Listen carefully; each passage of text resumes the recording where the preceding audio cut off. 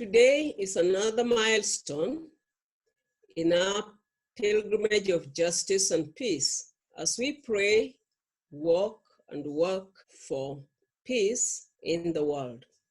Indeed, I recall the historic moment when more than 800 participants in the 10th Assembly of the World Council of Churches, held in Busan in 2013, joined in a pilgrimage of justice and peace, traveling to Mount Dora and Imjingak to express solidarity and to accompany the people of Korea, and endorsing and affirming the worldwide call for the reunification of the Korean Peninsula.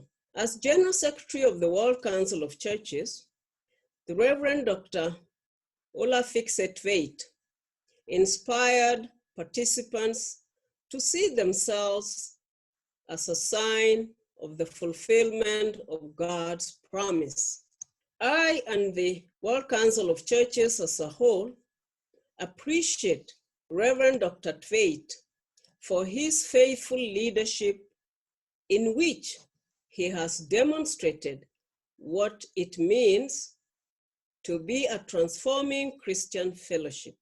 Through Reverend Tveit's leadership, we have gained deeper insights, better understanding, and acknowledgement that transformation is an essential dimension of the kingdom of God, as the churches around the world seeking for the change of the Korean demilitarized zone into a place of peace and reconciliation.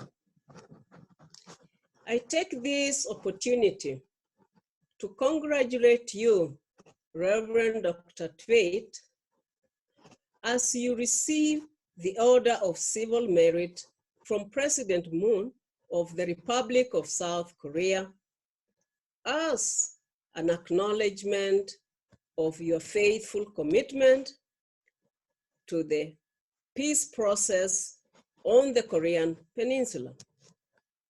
I also congratulate all of us, the Fellowship of the World Council of Churches, for our long-term ecumenical efforts and commitment for peace and the reunification of the Korean Peninsula.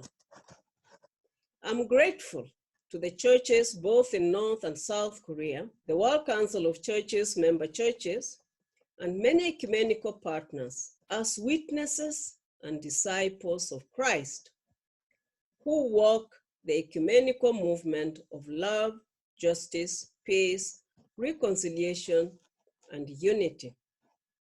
I pray that God will continue to bless you, Reverend Dr. Tveit, and all of us as we continue to walk, work, and pray with our sisters and brothers in the Korean Peninsula. May God continue to grant us strength and sustain our commitment to justice and peace.